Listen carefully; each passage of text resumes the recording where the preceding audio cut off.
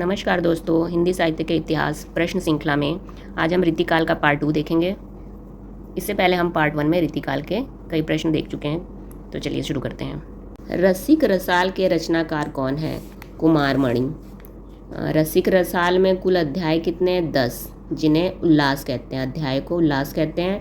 मम्मट के काव्य प्रकाश के आधार पर रचा गया है रसिक रसाल। अन्य रचना इनकी कौन सी है कुमारमणि की? रसिक रंजन, ये एक सूक्ति संग्रह है।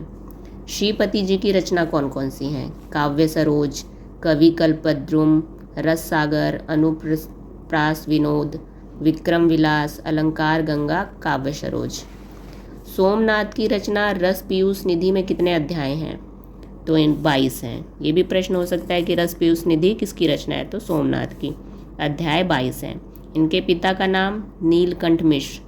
कई प्रसिद्ध राइटर के पिता और माता का नाम भी पूछ लेते हैं एग्जाम में। यह भरतपुर के शासक प्रताप सिंह के आश्रित कवि थे। रस पीयूष नदी में 22 तरंग एवं 1127 छंद भी हैं। इनकी अन्य रचनाएं कौन कौन सी हैं सोमनाथ जी की? श्रृंगार विलास, कृष्ण लीलावती, पंचाध्यायी, सुजान विलास, माधव विनोद, ये सारी रचनाएं सोमनाथ जी की है। नेक्स्ट प्रश्न, रीति शब्द का अर्थ क्या होता है? तो रीति शब्द का अर्थ है परंपरा, पद्धति, शैली। ऑप्शन में कोई सा भी दे सकता है। रीति काव्य शब्द के प्रथम प्रयोक्ता कौन थे? तो रीति काव्य शब्द का पहला प्रयोग क्रिएशन जी ने किया था। भिखारी दास की रचना रस सारांश का समय क्या है? 1734 ईस्वी। इनके पिता का नाम कृपाल दास। भिखारी दास प्रतापगढ़ के शासक पृथ्वी सिंह के भाई हिंदूपति सिंह के आश्रित कवि थे। 1791 नभ सुदी छठी बुधवार, अखबार देश प्रतापगढ़ भयो ग्रंथ अवतार। इन्होंने ये खुद बताया, ये रचना लिखकर खुद बताया है कि ये प्रतापगढ़ के शासक पृथ्वी सिंह के भाई हिंदूपति सिंह के आश्रित कवि थे।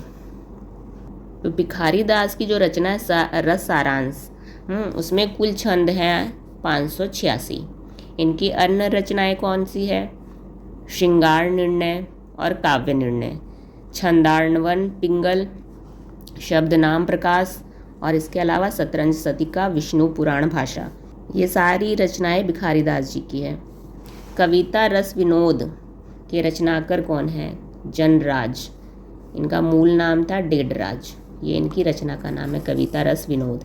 इसमें कुल 24 अध्याय हैं जिन्हें विनोद कहते हैं। इसमें छंद है 225। काव्य प्रकाश साहित्य दर्पण के आधार पर रचित है। ये काव्य प्रकाश मम्मट जी का है। इनके पिता का नाम था दयाराम। नेक्स्ट प्रश्न, साहित्य सुधा निधि के रचनाकार कौन है? जगत सिंह।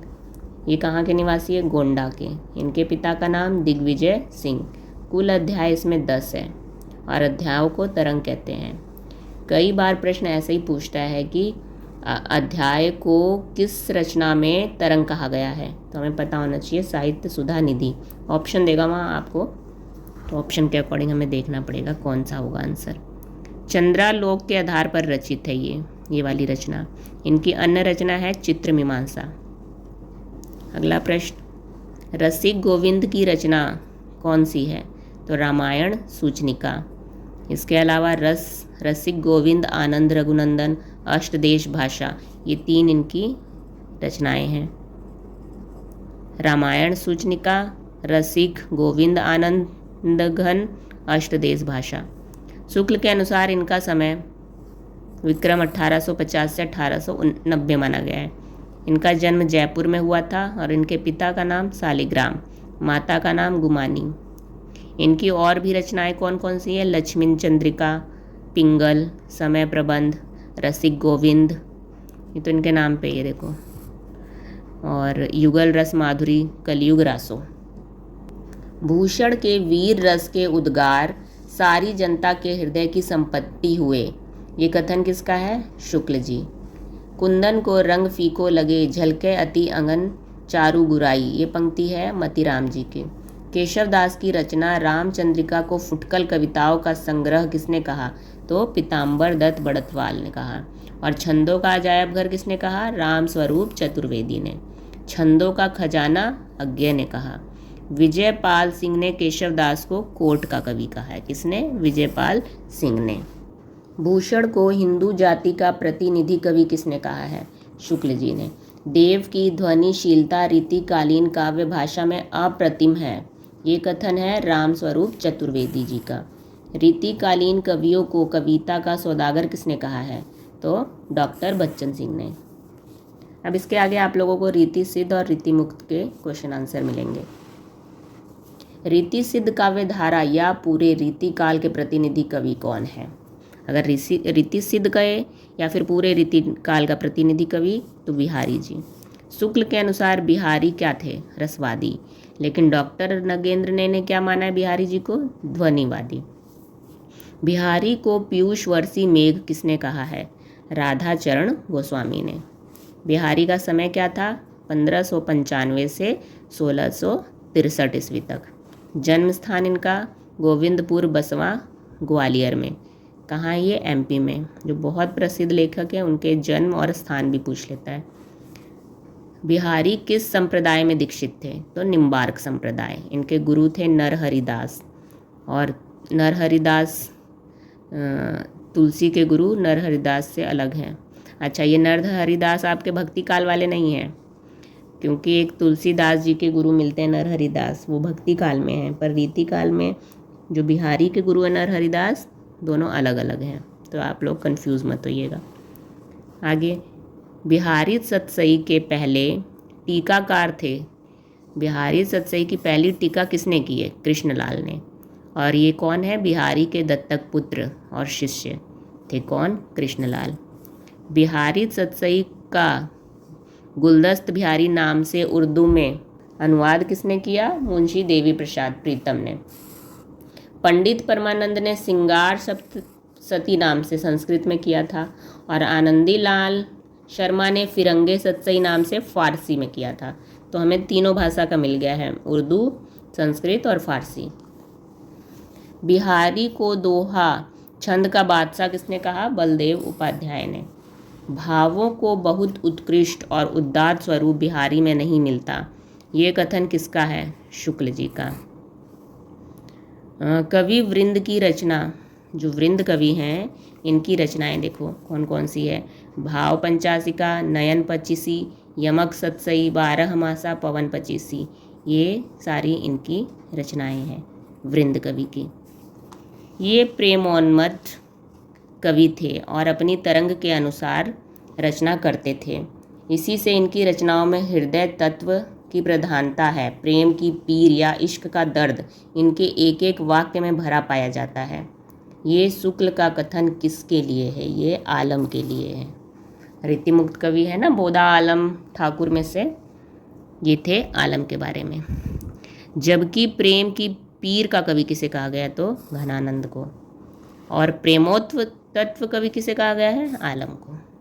आलम की रचनाएं कौन कौन सी है? माधवानल, काम कंदला, सुदामा चरित और श्यामा सनेही, ये इनकी प्रसिद्ध रचनाएं हैं। राम सहाय भगत की रचनाएं कौन कौन सी है? राम सतसई, वाड़ी भूषण, ककहरा। ककहरा पूछता है ये कि किसकी है? तो राम सहाय भगत की है। घनानंद का समय क्या है? 1689 से 1739 ईस्वी।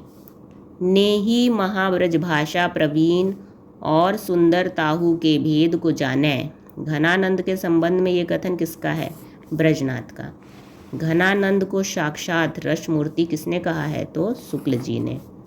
ठीक, इसके अलावा लाक्षणिक मूर्तिमता, प्रयोग वैचित्र का कवि, प्रेम का पीर, ब्रजभाषा का स्तंभ भी कहा है। ये सब कहा गया है इनके लिए, घनानंद जी के लिए। बोधा किसके आश्रित कवि थे? तो ये थे खेत सिंह के। पन्ना नगरी के राजा थे खेत सिंह। घनानंद की कौन सी रचना ब्रजभाषा और फारसी छंद में रचित है? विरह लीला। इनकी और कौन कौन सी रचनाएं हैं? इश्कलता, कोकसार, वियोग बेली, कृपाकंद, सुजानसार, यमुना यस, ये घनानंद की रचनाएं हैं। रीति काल के अंतिम श्रृंगारी कवि कौन है? द्विजदेव। इनका मूल नाम था मान सिंह, ये अयोध्या के शासक थे। ऋतु वर्णों में इनके हृदय का उल्लास उमड़ पड़ता है। शुक्ल ने किसके लिए कहा है? तो ये बात द्विजदेव के लिए कही है शुक्ल जी ने। यहाँ प्रसिद्ध पंक्तियाँ दी हुई हैं और इसके सामने रचनाकार। तो देखिए कई सारी पंक्तियाँ हैं, एक ही जगह लिख दिया है मैंने। कनक छुरी सी कामिनी काहे को कटी छीन, ये किसकी पंक्ति है? आलम।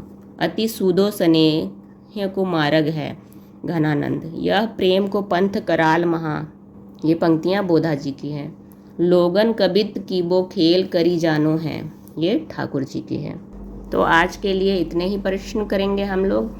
आपको प्रश्नों की श्रृंखला कैसी लग रही है प्लीज़ लाइक और कमेंट करके बताइए। आप लोग देख रहे हैं कि एक प्रश्न में ही कई प्रश्न बना दे रही हूँ मैं, ताकि आपको ज़्यादा से ज़्यादा इम्पॉर्टेंट क्वेश्चन एक जगह ही मिल जाए और सब रिलेट करते हुए, जैसे जन्म, पिता का नाम, उनकी रचनाएं, सब एक जगह ही। अगर आपको प्रश्नों की श्रृंखला अच्छी लग रही है तो प्लीज़ लाइक और सब्सक्राइब जरूर करिएगा। धन्यवाद।